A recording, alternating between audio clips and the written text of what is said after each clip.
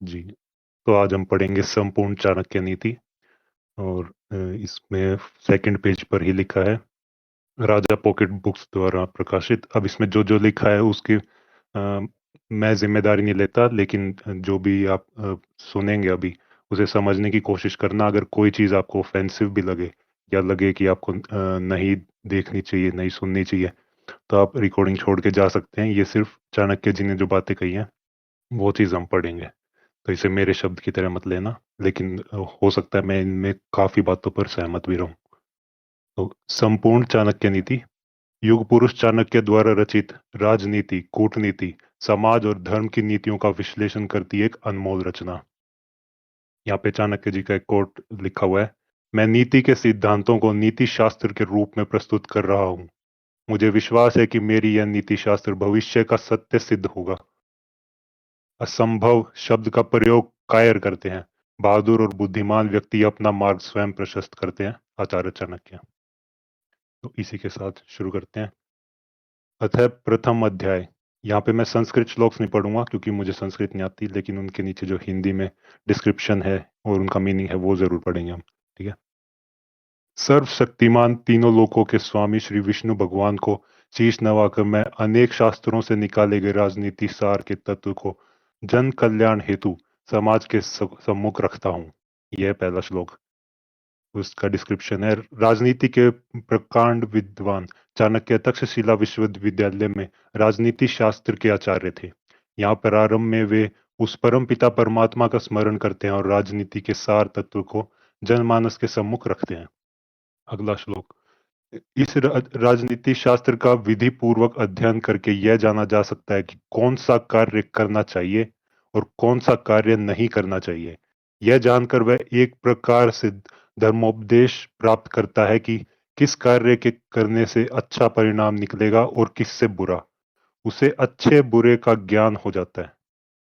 चाणक्य का मत है कि राजनीति में कभी-कभी कुछ कर्म ऐसे दिखाई पड़ते हैं जिन्हें देखकर सोचना पड़ता है कि यह उचित हुआ या अनुचित, परंतु जिस अनीति कार्य से भी जन कल्याण होता हो अथवा धर्म का पक्ष प्रबल होता हो तो उस अनैतिक कार्य को भी नीति सम्मत ही माना जाएगा। उदाहरण के रूप में महाभारत के युद्ध में युधिष्ठिर द्वारा अश्वत्थामा की मृत्यु का उद्घोष करना यद्यपि नीति विरुद्ध था, पर नीति कुशल योगीराज कृष्ण ने इसे उचित माना था क्योंकि वे गुरु द्रोणाचार्य के विकट संहार से अपनी सेना को बचाना चाहते थे।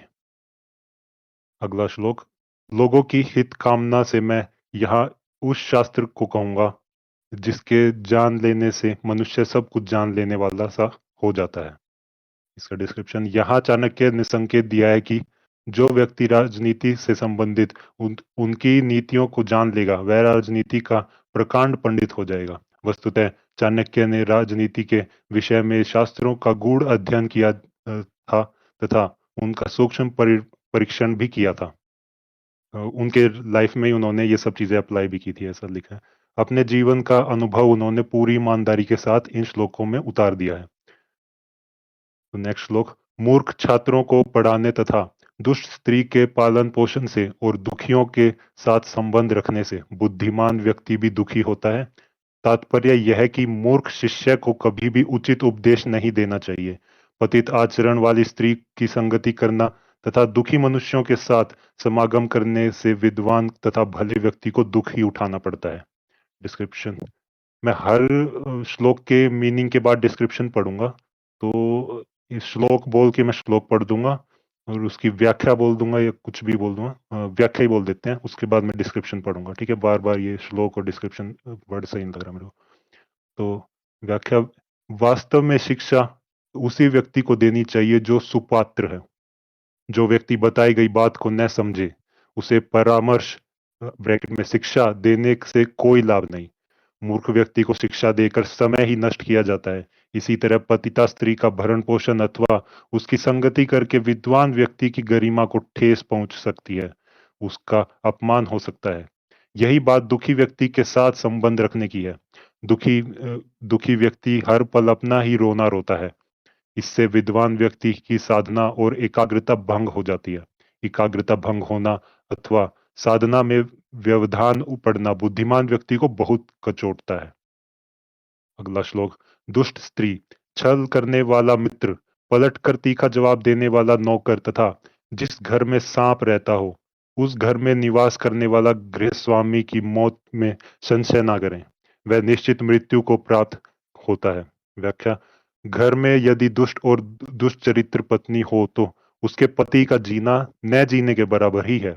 वह अपमान और लज्जा के बोझ से एक तो वैसे ही मृतक समान है, ऊपर से उसे सदैव यह भय भी बना रहता है कि यह स्त्री अपने स्वार्थ के लिए कहीं उसे विष न दे दे, क्योंकि ऐसी दुष्ट और पतिता स्त्रियों का कोई पतिव्रत धर्म नहीं होता।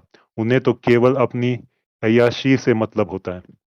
दूसरे, यदि उस गृह स्वामी का मित्र भी दगाबाज हो, धोखा देने वाला हो, तो ऐसा मित्र आस्तीन का सांप होता है। वह कभी भी अपने स्वार्थ के लिए गृह स्वामी को ऐसी स्थिति में डाल सकता है जिससे उबरना उसकी सामर्थ्य से बाहर की बात होती है। तब वह जीते जी मर जाता है। तीसरे, घर में यदि नौकर बदजुबान हो, बात बात में झगड़ा करने वाला हो, पलटकर तीखा जवाब देने वाला हो, तो समझ लेना चाहिए कि ऐसा नौकर निश्चित रूप से घर में भेद जानता है, और जो घर के भेद जान लेता है वह उसी तरह से घर बार का विनाश कर सकता है जैसे विभीषण ने घर के भेद देकर रावण का विनाश करा दिया था। तभी मुहावरा भी बन गया, घर का भेदी लंका ढाए। जब घर का ही विनाश हो जाए तो उस घर के गृहस्वामी की स्थिति मरे हुए के ही समान है।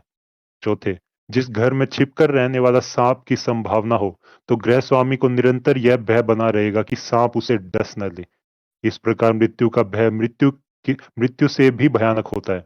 वह शीघ्र ही भय और चिंता से ग्रसित होकर मृत्यु को प्राप्त हो जाता है। इस प्रकार चाणक्य ने राजा अथवा गृह स्वामी को दुष्टा स्त्री, आस्तीन के सांप मित्र, वाचाल नौकर और घर में छिपे सांपों अर्थात दुश्मनों से सदैव सतर्क रहने की शिक्षा इस श्लोक में दी है। भाव यह है कि राजा को अपनी पत्नी, नौकर और मित्र का चुनाव बहुत सोच समझ कर करना चाहिए ताकि घर में छिपे दुश्मनों का सिर कुचला जा सके। अच्छा, आगे बढ़ने से पहले एक बार हम ये देख लेते हैं कि इसको किस तरह से लेना है। यहाँ जो जो बोला, अगर कोई डायरेक्टली पढ़े तो उन्हें लगे कि लेडीज के अगेंस्ट बोल रहे हैं या फिर दोस्तों के अगेंस्ट, क्योंकि आजकल तो सब ऐसे आस्तीन के सांप बन जाएंगे, मतलब मेजोरिटी में। तो इसको यूं देखिए कि राजा के लिए लिखा गया है, ऐसा है ये। और हम कैसे सीख सकते हैं इसमें, हम अपनी सिचुएशन में डाल सकते हैं, क्योंकि हम हर एक कोई तो राजा की तरह बिहेव नहीं करता, और आज का टाइम भी अलग है उस टाइम के हिसाब से। लेकिन ये बात तो सही है ना कि दुष्ट, जैसे यहाँ पे दुष्टा स्त्री लिखा है, तो स्त्रियों के लिए भी है कि ऐसे दुष्ट पति के साथ रहना वो गलत होता है।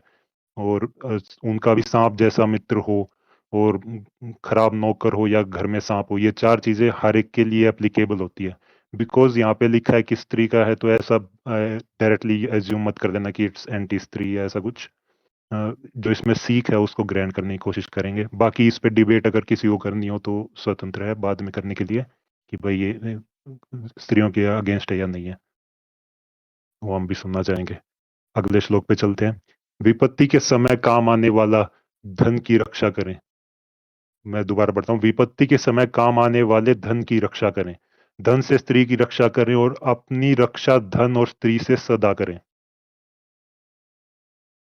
संकट के समय धन की जरूरत सभी को होती है, इसलिए संकट काल के लिए धन बचा कर रखना उत्तम होता है। धन से अपनी पत्नी की रक्षा की जा सकती है, अर्थात यदि परिवार पर कोई संकट आए तो धन का लोभ नहीं रखना चाहिए, परंतु यदि अपने ही ऊपर कोई संकट आ जाए तो उस समय धन व स्त्री दोनों का बलिदान कर देना चाहिए। वो ये तो खतरनाक लाइन है। चाणक्य का कहना है, यह है कि यद्यपि परिवार में धन और अपनी स्त्री का सर्वाधिक महत्व है, किंतु यदि अपना ही जीवन संकट में पड़ जाए तो वह न तो अपने धन की रक्षा कर पाएगा और न अपनी स्त्री की ही रक्षा कर पाएगा। इससे तो अच्छा यही है कि वह अपने को बचाने के लिए धन और स्त्री का मोह छोड़ दे, अर्थात परिवार की स्त्रियों की लाज बचाने के लिए उन्हें जौहर व्रत का पालन करने की आज्ञा दे देनी चाहिए। अच्छा, ये इस कंटेक्स्ट में है कि जैसे जोर हुआ था। अब उसको डिस्क्रिप्शन आप खुद ही देख सकते हैं, वरना ऊपर वाली लाइन सच में मेरे को भी सुन के बहुत अजीब लगा था। अगला श्लोक। आपत्ति से बचने के लिए धन की रक्षा करें, क्योंकि पता नहीं कब आपदा आ जाए। लक्ष्मी तो चंचल है, संचय किया गया धन कभी भी नष्ट हो सकता है। व्याख्या। लक्ष्मी का स्वभाव चंचल माना गया है, अर्थात धन आज है, कल नहीं होगा। वह कभी भी साथ छोड़कर जा सकता है, इसलिए संकट काल के लिए धन की रक्षा अत्यंत जरूरी है। इसका एक आशय यह भी है कि मनुष्य को सदैव लक्ष्मी का ही विश्वास नहीं करना चाहिए, क्योंकि लक्ष्मी तो चंचल होती हैं। इस उसे अपने पुरुषार्थ और कर्म पर भी भरोसा रखना चाहिए, ताकि लक्ष्मी के साथ छोड़े जाने के बाद वह अपने आप को असहाय अनुभव न करने लगे। अगला श्लोक। जिस देश में सम्मान नहीं, आजीविका के साधन नहीं, बंधु बांधव अर्थात परिवार नहीं और विद्या प्राप्त करने के साधन नहीं, वहां कभी नहीं रुक रहना चाहिए। व्याख्या। यह एक सामान्य सी बात है कि आदमी वहीं रहना पसंद करता है जहां उसे सम्मान मिले, जीवन यापन के साधन जहां सुलभ हों, जहां उसके बंधु बांधव और मित्रगण आदि रहते हों, तथा जहां रहकर वह स्वयं और अपने बच्चों को शिक्षित करा सके, अर्थात जहां विद्या विद्याध्ययन के अच्छे साधन उपलब्ध हों। जहां ऐसी परिस्थितियां और साधन उपलब्ध नहीं होते, वहां रहने वाले लोग संपूर्ण संसार से कटकर जल्दी ही नष्ट हो जाते हैं। अगला श्लोक। जहां धनी, वैदिक ब्राह्मण, राजा, नदी और वैद ये पांच न हो, वहां एक दिन भी नहीं रहना चाहिए। भावार्थ यह है कि जिस जगह पर इन पांचों का अभाव हो, वहां मनुष्य को एक दिन भी नहीं ठहरना चाहिए। व्याख्या। मनुष्य जीवन के लोक परलोक को संवारने में इन पांचों का विशेष महत्व है। जहां धनी व्यक्ति होंगे, वहां व्यापार अच्छा होगा, व्यापार अच्छा होगा तो आजीविका के साधन अच्छे होंगे। जहां श्रुतियों अर्थात वेदों के ज्ञाता ब्राह्मण होंगे, वह मनुष्य जीवन के धार्मिक तथा ज्ञान के क्षेत्र में विस्तृत रूप से फैले हुए सभी शैक्षिक कार्यों को सहज रूप से संपन्न कर सकेगा। जहां स्वच्छ जल की नदी होगी, वहां जल का अभाव नहीं रहेगा, और जहां कुशल वैद्य होंगे, वहां बीमारी पास नहीं आ सकेगी। इसी तरह शासन व्यवस्था को सुचारू रूप देने के लिए राजा की आवश्यकता होती है, और नदी अर्थात जल के बिना तो जीवन अधूरा ही है। इस प्रकार ये पांचों मनुष्य के सामाजिक जीवन के लिए परम आवश्यक हैं। जहां इनका अभाव हो, वहां भूलकर भी निवास नहीं करना चाहिए। अगला श्लोक। जहां जीविका, भय, लज्जा, चतुराई और त्याग की भावना ये पांचों न हो, वहां के लोगों का साथ कभी न करें। व्याख्या। जिस स्थान पर जीवन यापन के साधन न हो, जहां सदैव भय की स्थितियां बनी रहती हों, जहां लज्जाशील व्यक्तियों की जगह बेशर्म और खुदगर्ज लोग रहते हों, जहां कला कौशल और हस्तशिल्प का सर्वथा अभाव हो, और जहां के लोगों के मन में जरा भी त्याग और परोपकार की भावनाएं न हो, वहां के लोगों के साथ न तो रहें, न ही उनसे व्यवहार करें। इसका भाव यही है कि आदमी को ऐसे स्थान पर रहना चाहिए जहां जहां के लोग ईश्वर भक्त हों, परोपकारी हों, व्यवहार कुशल हों, आत्मसम्मानी हों, कर्मठ हों और बुद्धिमान हों। अगला श्लोक। नौकरों को बाहर भेजने पर, भाई बंधुओं को संकट के समय तथा दोस्त को विपत्ति में और अपनी स्त्री को धन के नष्ट हो जाने पर परखना चाहिए, अर्थात उनकी परीक्षा करनी चाहिए। ये मैं फिर से पढ़ता हूँ, लंबा था क्योंकि। नौकरों को बाहर भेजने पर, भाई बंधुओं को संकट के समय तथा दोस्त को विपत्ति में और अपनी स्त्री को धन के नष्ट हो जाने पर परखना चाहिए, अर्थात उनकी परीक्षा करनी चाहिए। व्याख्या। चाणक्य ने समय समय पर अपने सेवकों, भाई बंधुओं, मित्रों और अपनी स्त्री की परीक्षा लेने की बात कही है। समय आने पर ये लोग आपका किस प्रकार साथ देंगे, इसकी जांच उनके कार्यों से होती है। वास्तव में इस संसार में मनुष्य का संपर्क अपने सेवकों, बंधु बांधवों, मित्रों और सबसे निकट अपनी पत्नी से होता है। यदि ये लोग छल करने लगे तो जीवन दूभर हो जाएगा। इसलिए समय समय पर अपने मित्रों, सेवकों, बंधु बांधवों व अपनी पत्नी की परीक्षा करके पहचान करना जरूरी हो जाता है कि वे उसे धोखा तो नहीं दे रहे हैं।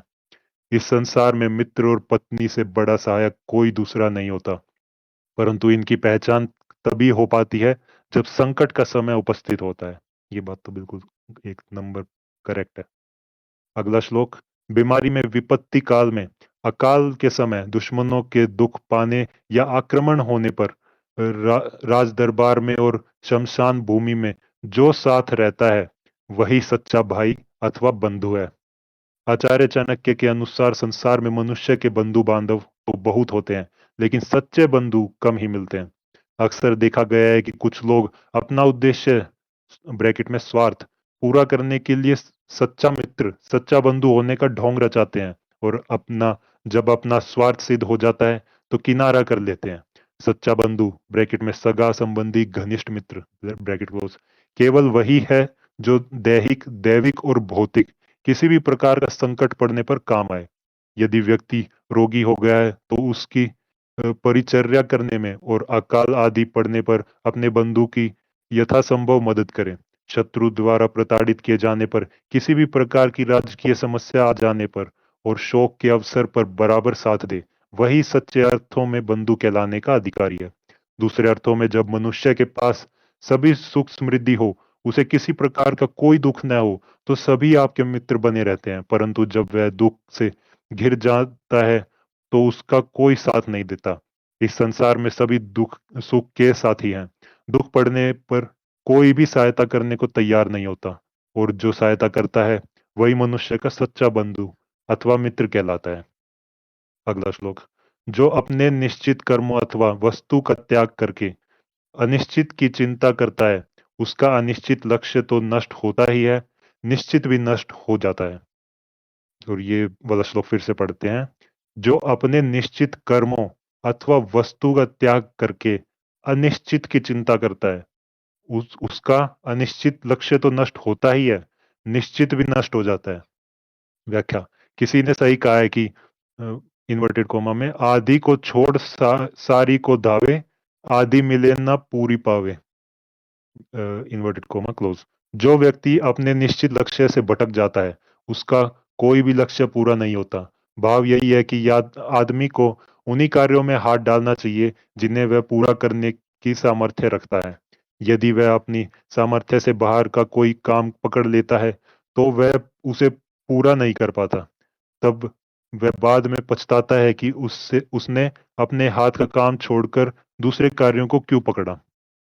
अगला श्लोक। बुद्धिमान व्यक्ति को अच्छे कुल में जन्म लेने वाली कुरूप कन्या से भी विवाह कर लेना चाहिए, परंतु अच्छे रूप वाली नीच कुल की कन्या से विवाह नहीं करना चाहिए, क्योंकि विवाह संबंध समान कुल में ही श्रेष्ठ होता है। अच्छा, यहाँ पर इसको रीड करने से पहले जो कुल कुल वाली बात है, हमने महाभारत पढ़ते हुए एक वर्ड देखा था, कुलीन। कुलीन का मतलब वो नहीं कि जो मतलब फैमिली होती है या वो सब होता है। वो कुलीन मतलब आचार से था कि उसकी दिनचर्या क्या है, वो एटिकेट्स वगैरह क्या है, या खुद का कैसे ध्यान रखता है इंसान, उस टाइप से था वो कुलीन। कुलीन का मतलब फैमिली से नहीं था, तो वो वर्ड कुलीन था। यहाँ कुल है, अब मुझे नहीं पता ये वर्ड उसी से रेफर हो क्या है, या ये लिटरली फैमिली को मीन करता है यहाँ पे। तो ये तो आपको खुद देखना पड़ेगा।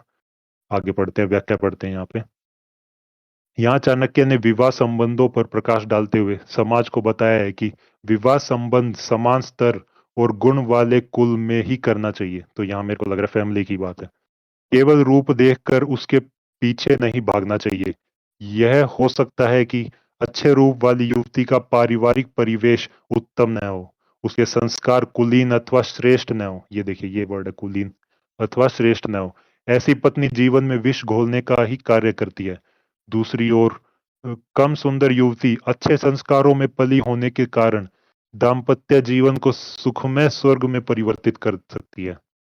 अतः रूप देखकर नहीं, जीवन साथी के गुण, संस्कार और कुल की गरिमा को परखकर विवाह रचाना श्रेष्ठ होता है। परंतु आजकल युवक इस ओर ध्यान न देकर युवती के रूप पर ही आसक्त होते दिखाई पड़ते हैं। अगला श्लोक। लंबे नाखून वाले हिंसक पशुओं, नदियों, बड़े बड़े सींग वाले पशुओं, शस्त्रधारियों, स्त्रियों और राज परिवारों का कभी विश्वास नहीं करना चाहिए। व्याख्या। यहाँ चाणक्य लंबे पैने नाखून और सींगधारी पशुओं के माध्यम से यही बताना चाहते हैं कि हिंसक पशुओं पर कभी भरोसा नहीं करना चाहिए। उनकी स्वाभाविक वृत्ति आक्रमणकारी होती है। वे कभी भी आक्रमण करके घायल कर सकते हैं और मृत्यु की ओर धकेल सकते हैं। इसी प्रकार नदी का वेग और उसकी गहराई के बारे में पूर्वानुमान लगाना कभी कभी भारी खतरे में डाल देता है। नदी तल में कोई गहरा गड्ढा छिपा हो सकता है और उसमें अचानक बाढ़ आ सकती है। पहाड़ों पर हुई वर्षा का जल कभी भी नदी में बढ़ सकता है, इसलिए नदी के स्वभाव के बारे में भी कभी भरोसा नहीं करना चाहिए। अर्थात अपने बचाव का प्रबंध किए बिना जल में प्रवेश नहीं करना चाहिए। यही दशा शस्त्रधारियों, स्त्रियों और राज परिवारों की भी होती है। शस्त्रधारी कभी भी अपने शस्त्र का प्रयोग कर सकता है। स्त्री कभी भी धोखा दे सकती है और राज परिवारों की स्वार्थ नीति पल प्रतिपल बदलती रहती है। अतः इनसे सदैव सतर्क रहना चाहिए। फिर से कंटेक्स्ट रिपीट कर देता हूँ, ये राजा के लिए है मेनली, राजनीति का शास्त्र है ये, तो राजनीति में जो होते हैं उनके लिए है मेनली। तो और आपको दोनों साइड में देखना पड़ेगा, मेल और फीमेल दोनों साइड में रख के देख सकते हैं। यहाँ डायरेक्टली फीमेल को कहा गया है, अब आप इस पे डिबेट बाद में कर सकते हैं, मैं फिर से रिपीट करता हूँ। तो चलिए आगे श्लोक पे बढ़ते हैं। विष से अमृत, अशुद्ध स्थान से सोना, नीच कुल वाले से विद्या और दुष्ट स्वभाव वाले कुल की गुणी स्त्री को ग्रहण करना अनुचित नहीं है। व्याख्या।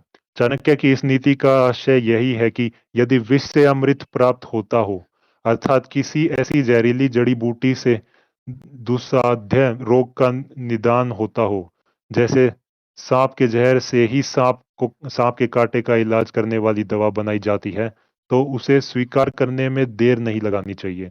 इसी प्रकार यदि किसी अशुद्ध स्थान पर स्वर्ण अथवा स्वर्ण से निर्मित आभूषण पड़े मिले, तो उन्हें स्वीकार कर लेना चाहिए। भाव यह है कि गुण जहां से भी मिले, उन्हें ग्रहण करने में संकोच नहीं करना चाहिए। दुर्गुणों से युक्त व्यक्ति में भी अगर कोई सद्गुण है, तो उसे अवश्य ही ग्रहण करना चाहिए। यही बात आगे भी कही गई है कि यदि नीच कुल वाले व्यक्ति से श्रेष्ठ विद्या प्राप्त हो, तो उसे तत्काल ग्रहण करें, और दुष्ट कुल में जन्म लेने वाली स्त्री में यदि कुलीन गुणों अथवा किसी विशेष कला का प्रादुर्भाव हुआ हो, तो उस स्त्री को पाने में संकोच नहीं करना चाहिए। भाव यही है कि श्रेष्ठ गुण जहां से भी और जिस स्थिति में भी प्राप्त होते हों, उन्हें ग्रहण करना श्रेष्ठता का ही प्रतीक है। अगला श्लोक। पुरुषों की अपेक्षा स्त्रियों का भोजन दुगना, लज्जा चौगुनी, साहस 6 गुना और काम ब्रैकेट में रति इच्छा 8 गुना अधिक होता है। व्याख्या। चाणक्य के अनुसार स्त्रियां पुरुषों से 2 गुना भोजन करती हैं। स्त्रियों में लाज का भाव पुरुष से 4 गुना होता है। उनमें साहस पुरुष से 6 गुना होता है, अर्थात स्त्री किसी भी पुरुष से अधिक सहनशील और साहसी होती है। इसके अतिरिक्त स्त्री में रति इच्छा पुरुष के 8 गुना अधिक होती है। अच्छा, ये वाला श्लोक नोट भी कर लेना, 17 नंबर है पहले अध्याय में। कोई डायरेक्टली चाणक्य नीति से कुछ उठा के कहे एंटी स्त्री है, तो ये श्लोक भी चिपकाया जा सकता है सीधा मुंह पर। तो कंटिन्यू करते हैं। चाणक्य ने ये निष्कर्ष किस आधार पर निकाले थे, इस विषय में विश्वास पूर्वक कुछ भी नहीं कहा जा सकता। उपरोक्त परिप्रेक्ष्य में आज की स्थिति सर्वथा भिन्न है। आज पुरुष का भोजन निश्चित रूप से स्त्री से अधिक है। लज्जा के बारे में निश्चित, अच्छा ये जो बुक प्रिंट किया ना उसकी व्याख्या है ये, तो ऐसा नहीं है कि श्लोक की व्याख्या की जा रही है यहाँ पे, बस वो खुद टिप्पणी दे रहा है, व्याख्या भी क्या टिप्पणी सी चल रही है। ठीक है। तो लज्जा के बारे में निश्चित ही कहा जा सकता है कि स्त्री में लज्जा पुरुष से कहीं अधिक होती है। स्त्री पुरुष की भांति बेशर्म नहीं हो सकती। तीसरे, साहस के मामले में भी पुरुष स्त्री से कभी कहीं अधिक साहसी होता है, परंतु सहनशीलता में स्त्री पुरुष से मीलों आगे है। स्त्री के मन की था पाना आसान नहीं है। वह अत्यंत साहस के साथ कितनी ही निजी जीवन की बातों को छिपा कर रख सकती है। यहाँ जहां तक उसके उसमें काम भावना की बात है, तो पुरुष ही उससे अधिक कामी दिखाई पड़ता है।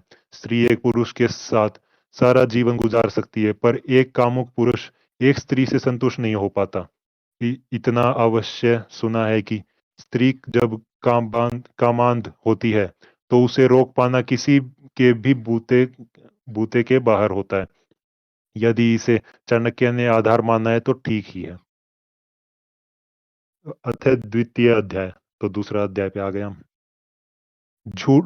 पहला श्लोक है, झूठ बोलना, उतावलापन दिखाना, छल कपट, मूर्खता, अत्यधिक लालच करना, अशुद्धता और दयाहीनता, ये सभी प्रकार के दोष स्त्रियों में स्वाभाविक रूप से मिलते हैं। व्याख्या। स्त्रियों के विषय में चाणक्य की उपयुक्त धारणा का कारण क्या रहा था, यह कहना तो कठिन है, परंतु सभी स्त्रियों में ये स्वाभाविक दुर्गुण हो, यह संभव नहीं है। चाणक्य के काल में स्त्री शिक्षा का निश्चित रूप से अकाल रहा होगा। इसी आधार पर चाणक्य ने स्त्री को मूर्ख, लालची, अशुद्ध, झूठी, छली आदि कहा होगा। लेकिन दयाहीनता की भावना स्त्री का स्वाभाविक दोष नहीं माना जा सकता। इनमें से बहुत से दोष पुरुषों में भी देखे जा सकते हैं, बल्कि झूठ बोलना, छल कपट करना, दयाहीनता, लालच आदि दोष तो पुरुष वर्ग में ही अधिक पाए जा सकते हैं। गुण और दोष स्वभाव से भी होते हैं और उन्हें अर्जित भी किया जाता है, परंतु ये सभी परिस्थिति पर अधिक निर्भर करते हैं। अगला श्लोक। भोजन करते तथा उसे अच्छी तरह से पचाने की शक्ति हो तथा अच्छा भोजन समय पर प्राप्त होता हो, प्रेम करने के लिए अर्थात रति सुख प्रदान करने वाली उत्तम स्त्री के साथ संसर्ग हो, खूब सारा धन और उस धन को दान करने का उत्साह हो, ये सभी सुख किसी तपस्या के फल के समान है, अर्थात कठिन साधना के बाद ही प्राप्त होते हैं। व्याख्या। चाणक्य का विश्वास है कि शुद्ध और सुपाच्य भोजन का मिलना और उससे अच्छी तरह पचाने की शक्ति भाग्य से ही मिलती है या फिर अच्छे स्वास्थ्य के द्वारा ही प्राप्त हो सकती है। अच्छे स्वास्थ्य के द्वारा ही गरिष्ठ अथवा पौष्टिक भोजन पचाया जा सकता है और अच्छे स्वास्थ्य वाले व्यक्ति ही स्त्री के साथ रति सुख का आनंद ले सकता है। यदि यदि नहीं स्वस्थ व्यक्ति पूरे उत्साह के साथ धन धन भी उपार्जित कर सकता है और उसी उत्साह से उसे दान करने की क्षमता भी अपने भीतर उत्पन्न कर सकता है। जो स्वस्थ नहीं है, कमजोर है, जिसकी पाचन क्रिया ठीक नहीं है, जो सदैव बीमार और रोगग्रस्त रहता है, उसे यदि अच्छा भोजन, स्वस्थ और सुंदर युवती तथा विपुल धन वैभव प्राप्त हो भी जाए, तो वह उनका उपयोग नहीं कर सकता। अतः अच्छा स्वास्थ्य साधना के द्वारा ही संभव है। अगला श्लोक। जिसका पुत्र आज्ञाकारी हो, स्त्री उसके अनुसार चलने वाली हो, अर्थात पतिव्रता हो, जो अपने पास धन से संतुष्ट रहता हो, उसका स्वर्ग यहीं पर है। व्याख्या। मनुष्य को आज के जीवन में अथवा किसी भी काल में क्या चाहिए? यही कि उसकी संतान उसके कहने में चलती हो, आज्ञाकारी हो, उसकी स्त्री पतिव्रता हो, अर्थात उसी के प्रति पूरी तरह समर्पित हो और जो धन वैभव उसे मिला हो, वह उसी पर संतोष धारण किए हो, तो उसे किसी स्वर्ग को परलोक में तलाश करने की आवश्यकता नहीं है। वह सुख, वह स्वर्ग तो उसके पास इसी लोक में है। कहने का आशय यही है कि यह आदमी को सदैव संतोषी रहना चाहिए। उसे परमात्मा ने जो दिया है या प्रयत्न से उसने जो कुछ भी अर्जित किया है, वह उसी पर संतोष करे। कहा भी है इन्वर्टेड में, संतोष सबसे बड़ा धन है, इन्वर्टेड क्लोज। इसी प्रकार यदि उसने अपनी संतान में श्रेष्ठ गुणों का समावेश कराया है, तो उसकी संतान निश्चित रूप से आज्ञाकारी होगी। यह स्वभाव भी तभी उत्पन्न होता है जब उसने अपने बच्चे को भी संतोष करना सिखाया हो। यही स्थिति पत्नी के साथ भी है। पत्नी में यदि कहीं असंतोष की भावना पनप रही है, तो वह भावना उसी तक सीमित नहीं रहती, वह उसके बच्चों में भी पनपने लगती है।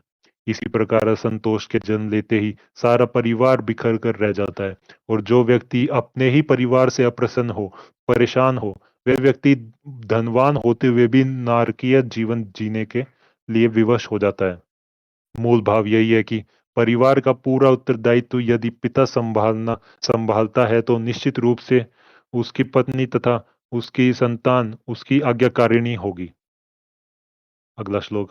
पुत्र वे ही हैं जो पिता भक्त है, पिता वही है जो बच्चों का पालन पोषण करता है, मित्र वही है जिसमें पूर्ण विश्वास हो और स्त्री वही है जिससे पूर्ण परिवार में सुख शांति व्याप्त हो। व्याख्या। जो पुत्र अपने माता पिता की सेवा करता है, वही वास्तव में पुत्र कहलाने का अधिकारी है। इतिहास में श्रवण कुमार की पितृभक्ति की कथा मिलती है, परंतु यह तभी संभव है जब पिता भी अपने बच्चों के भरण पोषण के दायित्व को समझता हो। यदि पिता अपने बच्चों के भरण पोषण की चिंता न करके अपने ही व्यसनों में लिप्त रहता है, तो न तो उसके बच्चे उसका आदर करेंगे और न पत्नी उसकी पत्नी की उसके प्रति समर्पित होगी, न उसकी पत्नी ही उसके प्रति समर्पित होगी। मित्र की परख बड़ी कठिन है। कठिन स्थितियों में जो बराबर साथ देता है, उसे मित्र समझा जा सकता है। इसके अलावा जिस स्त्री के हाव भाव से स्नेह की वर्षा होती है, जिसका वाणी में मिठास होती है, जिसमें गहरी सहन शक्ति होती है, जो हर परिस्थिति में परिवार को संजोए रहती है, जो दुर्दिनों में पति की सबसे बड़ी संबल बनी रहती है, जो कुशल गृहिणी के कर्तव्य का पूरा पूरा पालन करती है। ऐसी पत्नी से घर सुख शांति से भरपूर रहता है। अगला श्लोक। जो मित्र प्रत्यक्ष रूप से मधुर वचन बोलता हो और पीठ पीछे अर्थात अप्रत्यक्ष रूप से आपके सारे कार्यों में रोड़ा अटकाता हो, ऐसे मित्र को उस घड़े के समान त्याग देना चाहिए जिसके भीतर विष भरा हो और ऊपर मुंह के पास दूध भरा हो। व्याख्या। ऐसा मित्र जो आपके मुंह पर तो मीठी मीठी बातें और चिकनी चुपड़ी खुशामदी बातें करता हो और पीठ पीछे आपकी बुराई करता हो, आपके सारे कार्यों में विघ्न डालता हो, उसे तत्काल छोड़ देना चाहिए, क्योंकि ऐसे लोग मित्र नहीं परम शत्रु होते हैं। ऐसे व्यक्ति आस्तीन के सांप होते हैं। वे उसी प्रकार धोखा देने वाले होते हैं जैसे कोई विष भरे घड़े के मुंह में गर्दन के आसपास थोड़ा सा दूध डालकर देने चला आए। वास्तविक मित्र वही होता है जो मुंह पर तो खरी खरी खरी खोटी सुना देता है, पर पीठ पीछे किसी को अपने मित्र की न तो निंदा करने देता है और न उसके किसी कार्य को बिगाड़ने देता है। अगला श्लोक। बुरे मित्र पर और अपने मित्र पर भी विश्वास नहीं करना चाहिए, क्योंकि कभी नाराज होने पर संभवतः आपका विशिष्ट मित्र भी आपके सारे रहस्यों को प्रकट कर सकता है। व्याख्या। चाणक्य यहाँ मित्र के बारे में अत्यंत सावधानी बरतने की ओर संकेत कर रहे हैं। उनका कहना है कि जो आपका विरोधी है पर मित्र होने का दावा करता है, उस पर तो कभी विश्वास नहीं करना चाहिए। इसके अलावा जो आपका विश्वसनीय मित्र है, उसे भी आपको अपने परिवार तथा अपनी कोई भी बात ऐसी नहीं बतानी चाहिए जो आपको कभी शर्मिंदा कर सके, क्योंकि संभवतः किन्हीं विशेष परिस्थितियों में आपका मित्र यदि आपसे नाराज हो जाए, तो वह आपके परिवार तथा आपके जीवन के उन अप्रिय गूढ़तम रहस्यों को प्रकट कर सकता है और आपको अपमानित होने तक की स्थिति में ला सकता है। अगला श्लोक। मन से विचारे गए कार्य को कभी किसी से नहीं कहना चाहिए, अपितु उसे मंत्र की तरह रक्षित करके अपने ब्रैकेट में सोचे हुए कार्य को करते रहना चाहिए। व्याख्या। अपनी योजना को बता देने से उसका गूढ़ महत्व कम हो जाता है। कभी कभी मित्रगण ही ईर्ष्या के वशीभूत होकर आपको हतोत्साहित करने लग जाते हैं या फिर उन उसमें रोड़ा अटका देते हैं। वास्तव में अपने आपने स्वयं अपनी योजना के विषय में जितना सोचा समझा होता है, उतना दूसरे ने नहीं। आप तभी अपने लक्ष्य तक पहुंच सकते हैं जब आप अपने सोचे हुए कार्य पर अपनी शक्ति के अनुसार स्वयं अमल करें। उसे तब तक छिपा कर रखना चाहिए जब तक जरूरी न हो जाए, अन्यथा कोई दूसरा ही आपसे पहले उसका लाभ उठा सकता है। अगला श्लोक।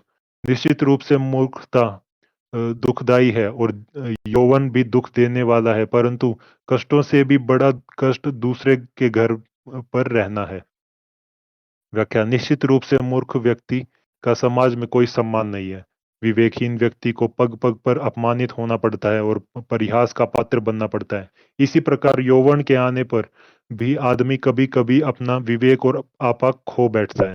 जवानी में आदमी का जोश और उत्साह तो खूब बढ़ा चढ़ा होता है, पर वह अपना होश खोए रहता है। उसमें अपनी शक्ति का अहम इस कदर बढ़ जाता है कि उसे अपने सामने वाला व्यक्ति तुच्छ दिखाई देने लगता है। उसका वह अहंकार ही उसे दुख पहुंचाता है। चाणक्य का कहना है कि किसी को विवशता में जब दूसरे के घर पर निर्भर रहना पड़े, तो उसका अपना वर्चस्व समाप्त हो जाता है। उसे दूसरे की कृपा पर निर्भर रहना पड़ता है। उसकी स्वाधीनता नष्ट हो जाती है। यही उसके दुखों का सबसे बड़ा कारण है। अगला श्लोक। हर एक पर्वत में मणि नहीं होती और हर एक हाथी में मुक्तामणि नहीं होती।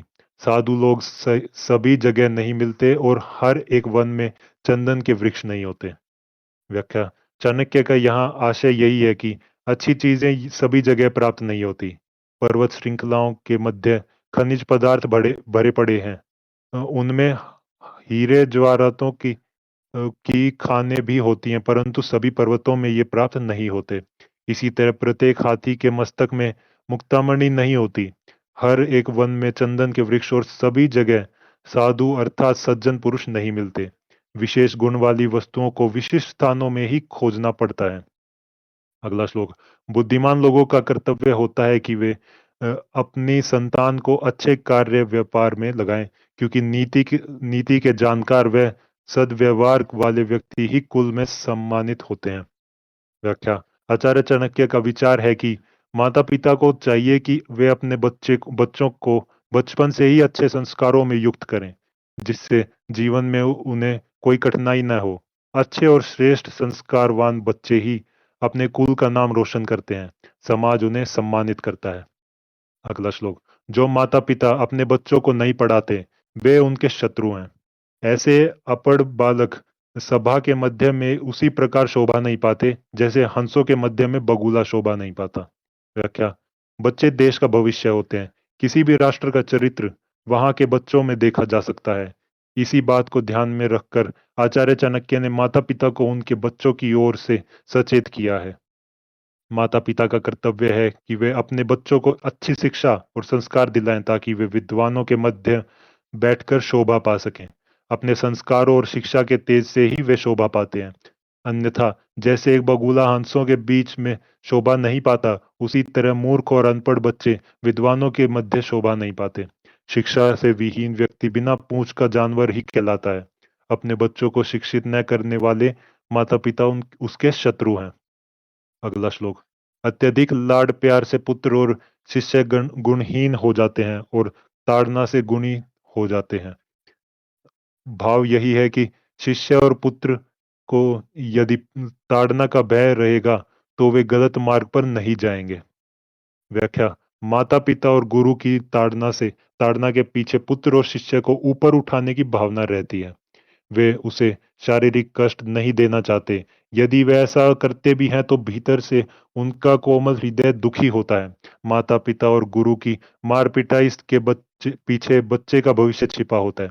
यदि वे उसे अधिक लाड प्यार करें, तो वह ढीठ होकर बिगड़ जाता है। इसलिए उन्हें डांटना फटकारना उनकी भलाई के लिए ही होता है।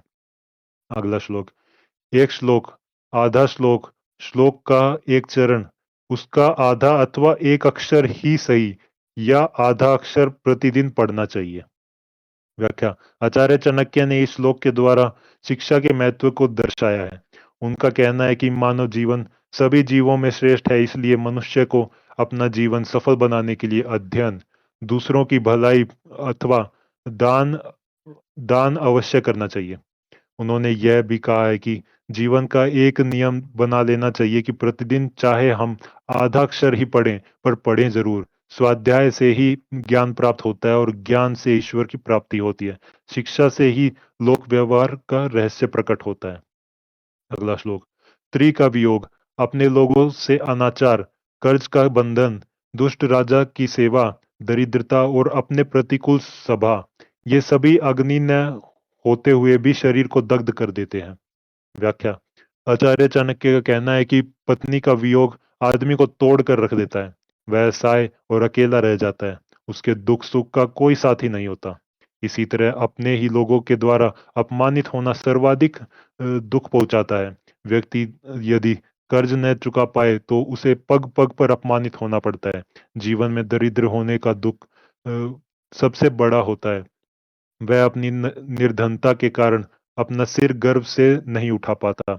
इसी भांति जब आदमी अपने प्रतिकूल किसी सभा का आयोजन देखता है, अर्थात समाज में उसे भला बुरा कहा जाता है, तो उसे मर्मात्मक पीड़ा होती है। चाणक्य ने कहा है कि चीजें यद्यपि आग नहीं है, पर इनके द्वारा आदमी का संपूर्ण व्यक्तित्व जलकर राख ही हो जाता है। अगला श्लोक। नदी के किनारे खड़े वृक्ष, दूसरे के घरों में गई स्त्री, मंत्री के बिना राजा शीघ्र ही नष्ट हो जाते हैं। इसमें संशय नहीं करना चाहिए। व्याख्या। बरसात के दिनों में नदी में जब बाढ़ आती है, तो उसके किनारे खड़े वृक्ष उखड़कर पानी में गिर जाते हैं और बह जाते हैं। इसी प्रकार स्त्री यदि दूसरे के घर में रहेगी, तो यह भरोसा नहीं है कि वह कब भ्रष्ट हो जाए या पतन के मार्ग पर बढ़ जाए। अर्थात स्त्री को दूसरे के घर में नहीं रहने देना चाहिए। इसी प्रकार जिस राजा को उचित सलाह देने वाला गुणी मंत्री नहीं होगा, वह राजा अपनी गलत हरकतों द्वारा शीघ्र ही नष्ट हो जाएगा। इसमें कदापि संदेह नहीं करना चाहिए। अगला श्लोक। ब्राह्मणों का बल विद्या है, राजाओं का बल उनकी सेना है, वैश्यों का बल उनका धन है और शूद्रों का बल छोटा बनकर रहना, अर्थात सेवा कर्म करना है। व्याख्या: विद्या विहीन जन ज्ञान रहित ब्राह्मण की कोई शक्ति नहीं होती। धन यदि वणिक ब्रैकेट में व्यापारी के पास न हो तो वह व्यवहार करने में असफल हो जाता है। इसलिए धन का होना उसके लिए परम आवश्यक है। इसी प्रकार यदि शूद्र व्यक्ति अपने सेवा कर्म से पीछे हटता है तो वह एक तरह से अपनी शक्ति को क्षीण करता है। आचार्य चाणक्य ने भारतीय वर्ण व्यवस्था अर्थात ब्राह्मण, क्षत्रिय, वैश्य और शूद्र की शक्तियों का यहाँ परिचय दिया है। भले ही आज के युग में अपने अपने कर्म से वर्ण व्यवस्था की स्थिति को नकार दिया गया है, पर प्राचीन काल से चली आ रही इस वर्ण व्यवस्था के मूल में एक सुव्यवस्थित समाज की संरचना का रहस्य छिपा है। अगला श्लोक: वेश्या निर्धन मनुष्य को, पराजित राजा को, पक्षी फल रहित वृक्ष को, व अतिथि उस घर को जिसमें वे आमंत्रित किए जाते हैं को भोजन करने के पश्चात छोड़ देते हैं। व्याख्या: आचार्य चाणक्य ने इस श्लोक में सहज अनुभवजन्य बातों को समझाया है। उनका कहना है कि जेब में जब धन न हो तो तब वेश्या के पास नहीं जाना चाहिए, क्योंकि वेश्या को सिर्फ इस धन से ही मतलब होता है। यह वेश्या का स्वभाव ही है। इसी प्रकार राजा के पराजित होकर अपमानित होने पर प्रजा भी उसका साथ छोड़ देती है। इसके अतिरिक्त जिस प्रकार फल रहित वृक्ष को त्याग कर पक्षी उड़ जाते हैं, उसी प्रकार अतिथि को भोजन करने के बाद गृहस्थ का घर छोड़ देना चाहिए। जो वस्तुएं गुणहीन हैं, वे त्याज्य हैं, उनका कभी साथ नहीं करना चाहिए। अगला श्लोक: ब्राह्मण दक्षिणा ग्रहण करके यजमान को शिष्य विद्या अध्ययन करने के उपरांत अपने गुरु को और हिरण जले हुए वन को त्याग देते हैं। अ, व्याख्या: इस श्लोक में चाणक्य ने कहा है कि किसी प्रयोजन के लिए यदि कोई व्यक्ति किसी के पास जाता है तो उसे कार्य पूरा होते ही वह जगह छोड़ देनी चाहिए। उद्देश्य पूर्ति होने के बाद वहां रुकना किसी भी दृष्टि से उत्तम नहीं है। अगला श्लोक: बुरा आचरण अर्थात दुराचारी के साथ रहने पे, पाप दृष्टि रखने वाले का साथ करने से तथा अशुद्ध स्थान पर रहने वाले से मित्रता करने वाला शीघ्र नष्ट हो जाता है। व्याख्या: बुरी संगति का सदैव बुरा असर पड़ता है। जहां यहाँ चाणक्य ने इसी ओर ध्यान खींचा है। दुष्चरित्र व्यक्ति का साथ करने करने अथवा गलत जगहों पर जाने या रहने से मनुष्य का चरित्र नष्ट हो जाता है। जिस व्यक्ति का चरित्र नष्ट हो जाता है वह जीवित होते हुए भी मरे हुए के समान है। अगला श्लोक: मित्रता बराबर वालों में शोभा पाती है। नौकरी राजा की अच्छी होती है। व्यवहार में कुशल व्यापारी और घर में सुंदर स्त्री शोभा पाती है। व्याख्या: मित्रता कभी भी दो स्तर वालों में सफल नहीं होती। एक सा स्वभाव, एक समान समाज में जीवन स्तर, कर्म दो एक से कर्म दो व्यक्तियों के बीच में मित्रता के आधार हो सकते हैं। नौकरी हमेशा सरकारी अच्छी होती है, और क्योंकि इसमें स्थायित्व होता है। जो व्यापारी चतुर और व्यापार कुशल होते हैं वह इस समाज में सम्मान का पात्र होता है, और सुंदर स्त्री घर में ही शोभनीय होती है। और यह है थर्ड अध्याय। मेरे ख्याल से आज काम यहीं खत्म करते हैं। 2 अध्याय पढ़ लिए अपन ने, और एक साथ ज्यादा इंफॉर्मेशन का ओवरलोड हो जाएगा तो अपने लिए भी सही नहीं है। तो रिकॉर्डिंग ऑफ कर दी जाए। मैं ही कर देता हूँ, चलो।